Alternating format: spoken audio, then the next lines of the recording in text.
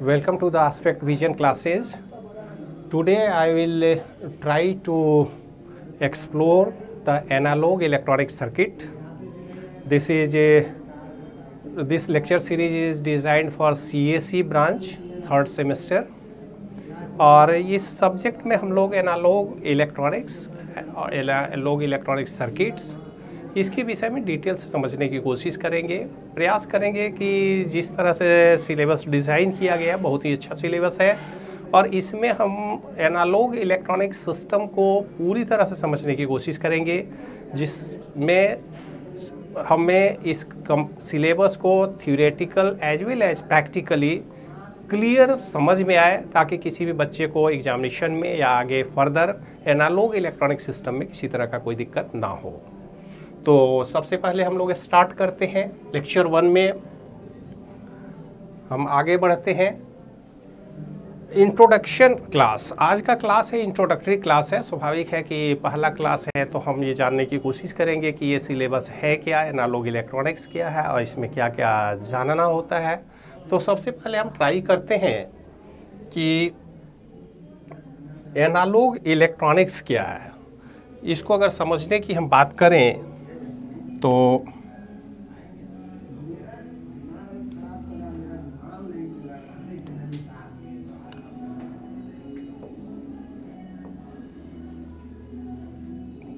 हम लोग जिस दुनिया में रहते हैं ये दुनिया तो फ्लेक्सिबल है, वेरिएबल है, कांस्टेंट कतई नहीं है।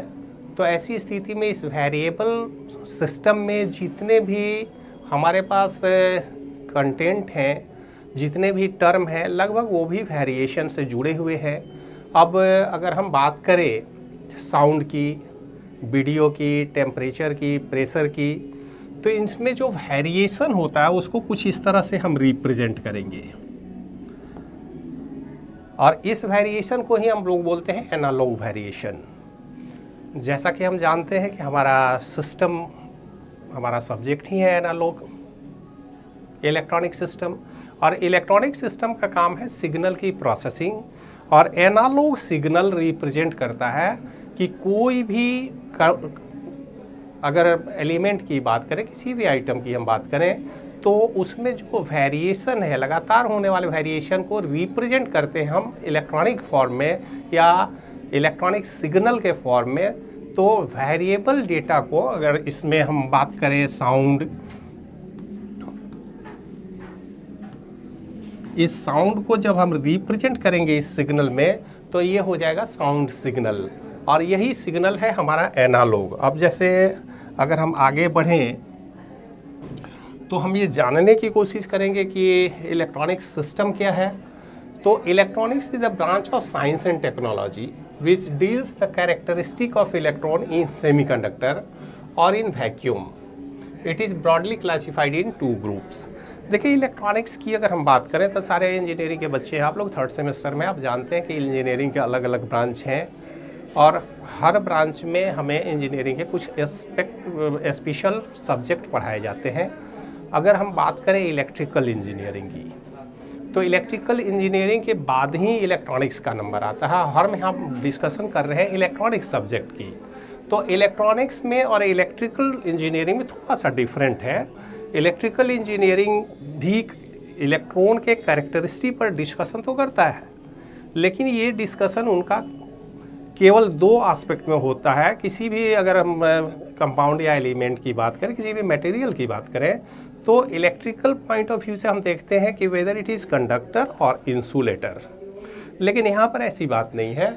हम यहाँ पर ये जानने की कोशिश करेंगे कि जो भी हमारा सिग्नल है, जो भी इलेक्ट्रॉनिक बिहेवियर है इलेक्ट्रॉन का, वो सेमीकंडक्टर में या वैक्यूम में क्या होता है। हम ना कंडक्टर की बात करेंगे ना इंसुलेटर की बात। ऐसा नहीं कि सर्किट में कंडक्टर या इंसुलेटर नहीं होता, उसके बगैर तो सर्किट डिज़ाइन ही नहीं हो सकता। लेकिन हमारा प्राइम फोकस यहाँ होगा कि हमारे इलेक्ट्रॉनिक कैरेक्टरिस्टिक की हम बात करेंगे तो हम उसके बिहेवियर को सेमीकंडक्टर में समझने की कोशिश करेंगे। और ये एनालॉग सर्किट सेमीकंडक्टर से ही शुरू होता है। तो यहाँ पर हम सेमीकंडक्टर की बात करेंगे और सेमीकंडक्टर में जो इलेक्ट्रॉनिक सर्किट डिज़ाइन होगा वो हमारा दो तरह का होगा, एक एनालॉग सर्किट, दूसरा डिजिटल। एनालॉग और डिजिटल इलेक्ट्रॉनिक्स बेसिकली दो तरह के वेरिएशन को रिप्रेजेंट करते हैं। जैसा कि हमने आपको बताया कि मान लेते हैं कोई अगर साउंड की बात करें तो साउंड का वेरिएशन कुछ एनालॉग रिप्रेजेंटेशन में होगा, कहीं हाई होगा, ज़्यादा होगा, कम होगा। और यहाँ पर जब हम बात करेंगे तो यहीं पे हम ऐसा करें कि इस तरह के सिग्नल की बात करें तो ये एनालॉग का है, और यही सिग्नल का रिप्रेजेंटेशन अगर इस फॉर्म में हो, देखिए बदलाव तो दोनों ही जगह हो रहे हैं, लेकिन इस बदलाव को आप आसानी से अंडरस्टैंड कर सकते हैं कि ये चेंज जो है वो कंटिन्यूअस है, एक निश्चित लेवल तक जाता है और उसके बाद फिर जीरो पे आता है, फिर नेगेटिव फॉर्म में जाता है। तो इसको हम रिप्रेजेंट करते हैं एनालॉग इलेक्ट्रॉनिक्स से। और इसके नीचे जो वेरिएशन है, यहाँ भी बदलाव है, लेकिन ये बदलाव सिर्फ दो ही लेवल पर होता है, वेदर इट इज़ लो और इट इज़ हाई। अगर मैथ न्यूमेरिकली हम रिप्रेजेंट करें तो 0 और 1 से रिप्रेजेंट करते हैं। तो सिग्नल के इस फॉर्मेशन को ही हम बोलते हैं डिजिटल सिग्नल। दुनिया में बहुत सारे ऐसे वेरिएशन हैं जो डिजिटल फॉर्म में है। ऐसे डिजिटल इलेक्ट्रॉनिक्स नेक्स्ट सेमेस्टर में आपको पढ़ना होगा, तो उस पर डिटेल फोकस हम यहाँ नहीं करेंगे। हमारा फोकस एरिया होगा एनालॉग इलेक्ट्रॉनिक्स। अब आप जरा सा विचार करें कि एनालॉग इलेक्ट्रॉनिक्स जब पढ़ना है तो उसका डिटेल समझना होगा। Analog electronics is a branch of electronics that deals with continuous signal as opposed to digital electronics which deals with discrete signal। देखिए ये क्या कहता है कि डिजिटल ये डिस्क्रीट सिग्नल है जिसको न्यूमेरिक रिप्रेजेंटेशन 0 हाई से हम कर रहे हैं, तो इसका ठीक उल्टा है कंटिन्यूअस सिग्नल, हम इसकी बात कर रहे हैं। और Analog electronics is used in a wide variety of application including audio amplifier, radio receiver and power supply। Analogue circuit की अगर हम बात करें तो एनालॉग इलेक्ट्रॉनिक्स में सिग्नल की प्रोसेसिंग होती है। खास करके 2-3 सिग्नल हम आसानी से समझ सकते हैं, जिसमें सबसे ज़्यादा पॉपुलर है एम्पलीफायर सर्किट। एम्पलीफायर सर्किट हर जगह हर घर में इस्तेमाल किया जाता है, इवन इफ हमारे लैपटॉप में, हमारे मोबाइल में भी एम्पलीफायर की ज़रूरत होती है। हर जगह सिग्नल को ये एम्पलीट्यूड को अगर चेंज करना हो, उसको अपग्रेड करना हो, तो हमें एम्पलीफायर सर्किट चाहिए। और इलेक्ट्रॉनिक्स में सबसे ज़्यादा इस्तेमाल होने वाला सर्किट है एम्पलीफायर सर्किट। इसके अलावा अगर ऑसिलेटर सर्किट की हम बात करें जो अलग अलग फ्रिक्वेंसी जनरेट करता है, तो ट्रांसमिशन के लिए एक कॉमन फ्रिक्वेंसी, एक फिक्स फ्रिक्वेंसी अगर जनरेट करने की बात है तो वहाँ पर हम अक्सर ऑसिलेटर की बात करते हैं। ऑसिलेटर भी एक एनालॉग इलेक्ट्रॉनिक सर्किट है। इसके बाद रेगुलेशन की बात होती है, रेगुलेटर की बात होती है। हर घर में वोल्टेज रेगुलेशन की बात करते हैं, पावर सप्लाई में रेगुलेशन की बात होती है। जहाँ भी वोल्टेज को फिक्स करना है, कांस्टेंट करना, वहाँ पर रेगुलेटर की आवश्यकता होगी, और वो रेगुलेटर सर्किट भी एनालॉग इलेक्ट्रॉनिक्स का ही पार्ट है। बेसिकली एनालॉग इलेक्ट्रॉनिक्स में हम ये जानने की कोशिश करेंगे कि हमारा जो एनालॉग साइनसॉइडल वेव फॉर्म है, इस वेव फॉर्म को प्रोसेस कैसे करें, अब प्रोसेस करने के दौरान क्या क्या समस्याएं आएंगी, उन पर हम समझने की कोशिश करेंगे। क्योंकि ये एक ऐसा सब्जेक्ट है कि हर बच्चे को, खास करके अगर सीएससी के बच्चे हैं, तो आपको कंप्यूटर चलाने में निश्चित रूप से एनालॉग सिग्नल प्रोसेसर की ज़रूरत है। आप ऑडियो वीडियो जितना भी अपने लैपटॉप में सुनते हैं, मैसेज कम्युनिकेशन की बात करते हैं, हर जगह एनालॉग इलेक्ट्रॉनिक्स की ज़रूरत पड़ेगी। और एनालॉग इलेक्ट्रॉनिक सर्किट को समझना बेहद ज़रूरी है।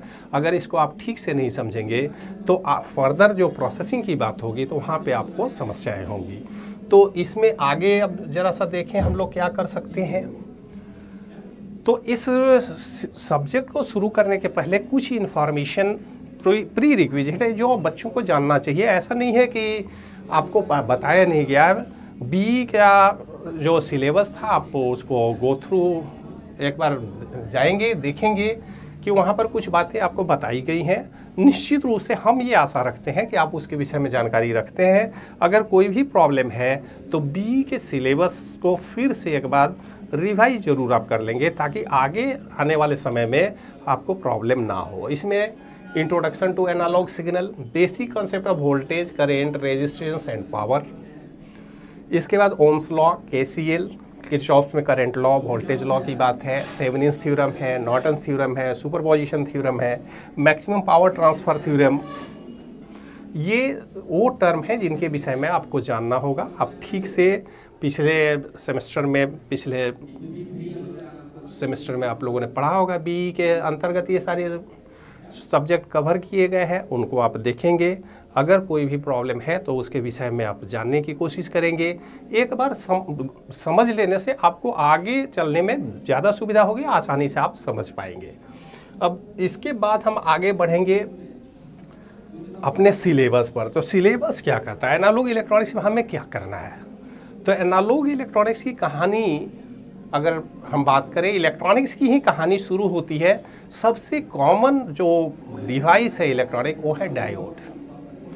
डायोड बड़ा ही पावरफुल एक्टिव डिवाइस है इलेक्ट्रॉनिक सिस्टम का। इलेक्ट्रिकल और इलेक्ट्रॉनिक्स की अगर हम बात करें तो यहाँ पर दो तरह के डिवाइस इस्तेमाल किए जाते हैं, एक रजिस्टर, कैपेसिटर और इंडक्टर, जो बीई में आप पढ़ चुके हैं। तो बीई में जो आपने पढ़ाई की है उसके ही एडिशनल फॉर्मेशन है हमारा एनालॉग इलेक्ट्रॉनिक सर्किट। इसमें हम बात कर रहे हैं डायोड की। अब डायोड के विषय में हम जानने की कोशिश करेंगे, डिफरेंट टाइप ऑफ डायोड। देखिए एक बात ध्यान में रखेंगे कि ये जो डिवाइस है ये एक्टिव कंपोनेंट है। एक्टिव कंपोनेंट का कोई मेजरमेंट नहीं हो सकता, इसका कोई यूनिट नहीं। रेजिस्टेंस का यूनिट है, कैपेसिटर का यूनिट आपने पढ़ा, इंडक्टर के विषय में यूनिट की बात की, यहाँ पर कोई यूनिट की बात नहीं है। हर डिवाइस का इंडिपेंडेंट बिहेवियर है, इंडिपेंडेंट नंबर है, और हर डिवाइस नंबर के आधार पर जाने जाएंगे और उनके काम करने के आधार पर उनका टाइप और क्वालिटी की बात होगी। तो यहाँ डिफरेंट टाइप ऑफ डायोड की बात होगी। डायोड के VI characteristic means VI character, current voltage का क्या कैरेक्टरिस्टिक है, कैसे बिहेव करता है, तो उसका एप्लीकेशन क्या है। और सबसे ज़्यादा मोस्ट पावरफुल जो एप्लीकेशन है जिसमें half wave rectifier, full wave rectifier, bridge rectifier, Zener diodes, clamping and clipping circuits, ये वो डिवाइस है जिसमें बहुत कॉम्प्लेक्स सर्किट नहीं, बड़े सिंपल सर्किट हैं और जिसको आसानी से चलते फिरते सीखा जा सकता है। मतलब इसमें ज़रा भी आपको टेंशन लेने की ज़रूरत नहीं है कि हम क्या सीख रहे हैं, कैसे सीख रहे हैं। अगर आपको प्रॉब्लम होगी तो बिल्कुल हम आपके साथ हैं। आपको जिस लेवल पर हेल्प की ज़रूरत होगी हम आपके साथ रहेंगे। आप बिल्कुल मेहनत करेंगे, और अगर कुछ कमी है, पिछले सेमेस्टर में कुछ समझ में नहीं आता है, तो उसके विषय में भी क्वेरी करेंगे, आपको उसका जवाब हम देंगे। तो डिफरेंट टाइप ऑफ डायोड और उसके एप्लीकेशन की बात होगी, और ये सारे टॉपिक हम कवर करेंगे वन बाय वन चलते हुए। इसके बाद नेक्स्ट जो हमारा यूनिट है वो बात करता है ट्रांजिस्टर। ये दूसरा एक्टिव कंपोनेंट है और ये फाइनल कंपोनेंट है। इलेक्ट्रॉनिक सिस्टम में हम सिर्फ 5 ही कंपोनेंट की बात करते हैं, रजिस्टर, कैपेसिटर, इंडक्टर जो कि बीई में पढ़ चुके हैं, यहाँ डायोड और ट्रांजिस्टर की बात होगी। और ये 5 जो कंपोनेंट हैं बड़े पावरफुल हैं। पूरी इलेक्ट्रॉनिक्स इंडस्ट्री इन्हीं 5 पर डिपेंडेंट है। स्वाभाविक है कि अगर 3 हम पढ़ चुके हैं, ये दोनों को पढ़ेंगे तो पूरे इलेक्ट्रॉनिक सिस्टम को समझने में किसी तरह की कोई समस्या हमें नहीं होगी, और हम ईमानदारी पूर्वक उसकी एक्टिविटी को, इलेक्ट्रॉनिक सिस्टम को समझ पाएंगे। तो यहाँ हम बात करेंगे टाइप ऑफ ट्रांजिस्टर, ट्रांजिस्टर के कैरेक्टरिस्टिक की बात होगी, ट्रांजिस्टर के बायसिंग की बात होगी।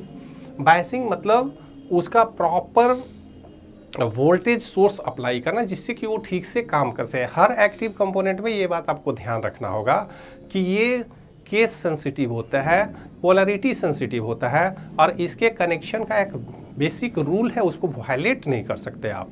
रजिस्टर की तरह नहीं है कि आप जहाँ चाहे जैसे लगा दें और ये पैसिव वे में काम करेगी। ये एक्टिव कंपोनेंट है, इनको बायसिंग के एक फिक्स रूल है, उस रूल को विशेष रूप से हम ध्यान रखेंगे ताकि वो प्रॉपर तरीके से काम कर सके। तो यहाँ ट्रांजिस्टर के बायसिंग की बात करेंगे। ट्रांजिस्टर का यूज होगा एम्पलीफायर में, और एम्पलीफायर अलग अलग तरह से हम बनाएंगे। कॉमन इमीटर कॉन्फ़िगरेशन है, कॉमन बेस कॉन्फ़िगरेशन है, collector, common collector amplifier circuit है, और इसके साथ साथ और भी डिफरेंट सर्किट हैं जो डिज़ाइन किए जाते हैं जिसमें कैस्केडिंग की बात होगी, और अलग अलग पर्पस के लिए एम्पलीफायर बनाया है। Low power amplifier, high power amplifier, low frequency amplifier, high frequency amplifier, ये बहुत सारे सर्किट हैं। लेकिन कंप्यूटर साइंस के बच्चों को थोड़ा कम पढ़ना है, इसलिए बहुत चिंता नहीं करना है, आप आसानी से इसको समझ पाएंगे। और एक बार अगर कोर्स ठीक से पढ़ लिया जाए तो आपको किसी तरह की कोई समस्या नहीं होगी, ऐसा हम इंश्योर करते हैं। आप ईमानदारी पूर्वक लगातार वीडियो को देखें और आसानी से समझने की कोशिश करें। तो इसके बाद नेक्स्ट जो हमारा टॉपिक होगा वो मॉसफेट, ये भी ट्रांजिस्टर ही है, metal oxide field effect transistor है। तो metal oxide semiconductor field effect transistor circuit जो है ये बड़ा पावरफुल है। आज के डेट में माइक्रो इलेक्ट्रॉनिक्स के ज़माने में सामान्य ट्रांजिस्टर का इस्तेमाल हम नहीं करते। हमको जो level of integration micro processor बनाने की ज़रूरत है, हाई लेवल पर कंट्रोलर डिज़ाइन करने की बात है, और ज़्यादा से ज़्यादा इंटीग्रेटेड सर्किट को कम से कम स्पेस में हाई लेवल इंटीग्रेशन की जहाँ तो बात है, तो वहाँ पर हम इस्तेमाल करते हैं मॉसफेट। ये भी ट्रांजिस्टर ही है, लेकिन इसका डिज़ाइन थोड़ा सा अलग है। तो यहाँ पर इसको अभी हम समझने की कोशिश करेंगे, उसका डिज़ाइन क्या है, VI कैरेक्टरिस्टिक क्या है, मॉसफेट के बायसिंग एंड उसके एप्लीकेशन के विषय में हम जानने की कोशिश करेंगे, और इसमें कॉमन सोर्स, गेट और ड्रेन सर्किट पर डिस्कशन होगा, और डिफरेंट सर्किट जो मॉसफेट के द्वारा बनाए जाएंगे उस पर भी हम डिस्कशन करेंगे, ताकि आपको आगे के टॉपिक में कोई समस्या ना हो।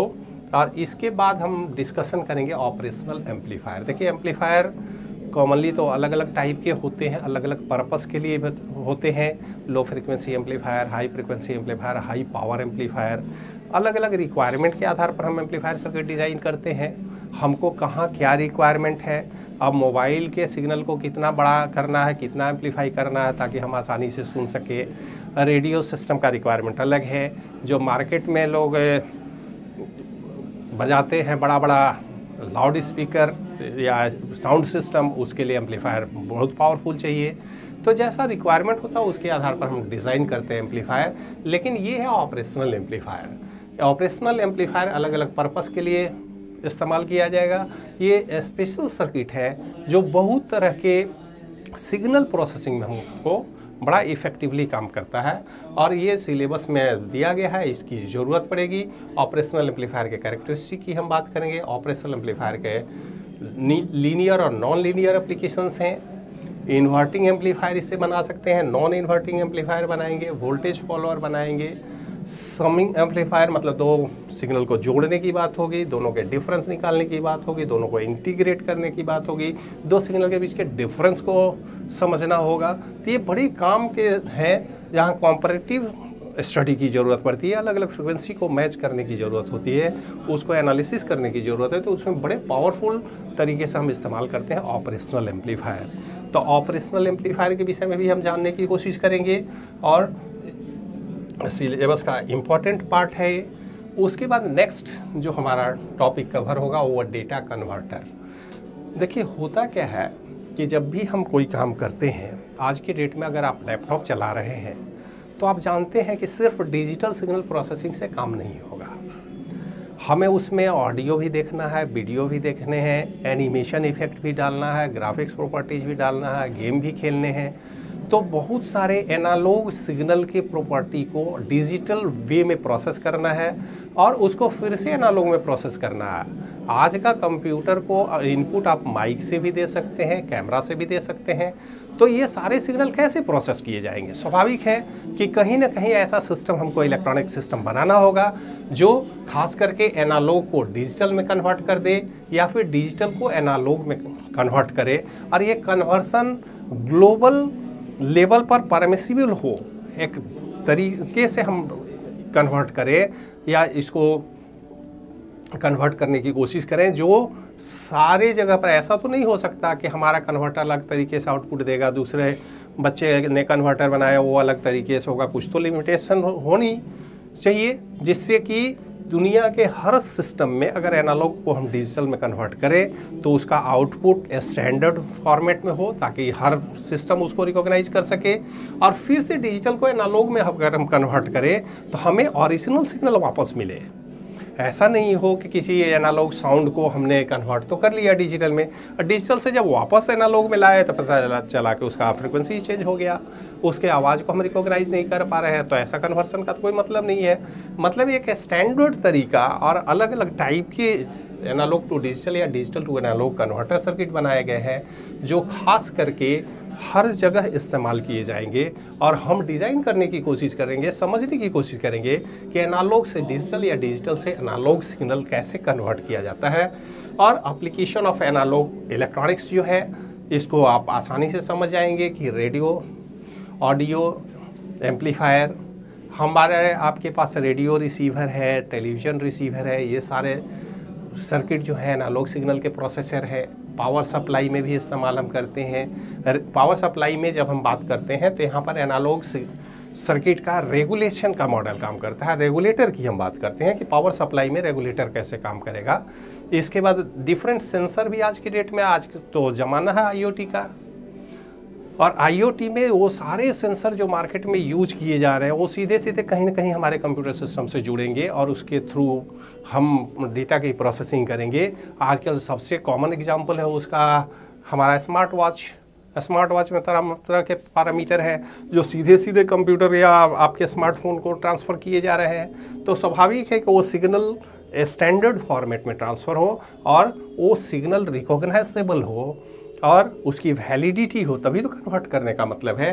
तो डिफरेंट सेंसर को अटैच कर सकते हैं, डिफरेंट ट्रांसड्यूसर जो अलग अलग टाइप के एनर्जी कन्वर्सन की बात करता है, तो उसकी जगह पर हम एनालॉग सर्किट का इस्तेमाल करते हैं। इंस्ट्रूमेंटेशन में इस्तेमाल करते हैं, कंट्रोल सिस्टम में, तमाम तरह के ऐसे फील्ड हैं जीवन के जहाँ पर एनालॉग सिस्टम का इस्तेमाल किया जा रहा है, एनालॉग इलेक्ट्रॉनिक्स का इस्तेमाल हम कर रहे हैं। और इस एनालॉग सिस्टम या सर्किट के बगैर हम कोई भी अगर एजुकेशन लेते हैं, चाहे कंप्यूटर की ही क्यों ना हो, लेकिन अगर एनालॉग सिस्टम को हम ठीक से नहीं समझते हैं तो हमें कंप्यूटर को अंडरस्टैंड करने में, उसके प्रोसेसिंग को समझने में, उसको एनालाइज करने में हमें प्रॉब्लम आने वाली है। इसलिए बेहतर तरीका ये है कि इस सब्जेक्ट को आप कोर सब्जेक्ट मानते हुए प्रॉपर तरीके से पढ़ें। हाँ, लिमिटेड आपका सिलेबस है, लिमिटेड पढ़ाई करनी है हमको, बहुत ज़्यादा परेशान होने की ज़रूरत नहीं है। लेकिन हाँ, इस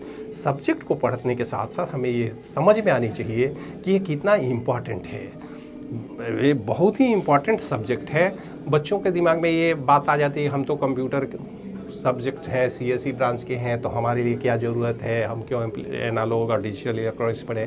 लेकिन एनालॉग इलेक्ट्रॉनिक्स या डिजिटल इलेक्ट्रॉनिक्स से ही कंप्यूटर की डिज़ाइन शुरू होती है। और कंप्यूटर में आज की प्रोसेसिंग आप एनालॉग डिजिटल के फॉर्म में ही सिग्नल की प्रोसेसिंग करते हैं। इसलिए सिग्नल प्रोसेसर को ठीक से समझने के लिए आपको निश्चित रूप से इस पूरे सब्जेक्ट को डीपली अंडरस्टैंड करना होगा, ताकि फर्दर आप जब आगे बढ़ें तो आपको कहीं कोई समस्या ना हो। तो और इसी के साथ इस लेक्चर को हम समाप्त करते हैं। मिलते हैं नेक्स्ट लेक्चर में, जो हमारा फर्स्ट लेक्चर होगा। ये तो इंट्रोडक्टरी लेक्चर था और हम ये मान के चल रहे हैं कि आज के बाद अब बिल्कुल माइंड से फ्री और फेयर हो जाए। आपको लगातार पढ़नी है, वीडियो हम भेजते रहेंगे, आप उससे पढ़ के एक बार भी देखें, दो बार देखें, बार बार देखें, जब तक समझ नहीं आए तब तक देखना है। अगर उसके बाद भी प्रॉब्लम है तो आप डायरेक्ट कांटेक्ट कर सकते हैं इंस्टीट्यूशन में, आपको सॉल्यूशन दिया जाएगा। हम ये मान के चल रहे हैं कि जितने भी बच्चे यहाँ जुड़े हुए हैं वो निश्चित रूप से एनालॉग सिस्टम के मास्टर होकर निकले। तो आज के लिए यहीं ब्रेक देते हैं, मिलते हैं नेक्स्ट लेक्चर में। Thank you.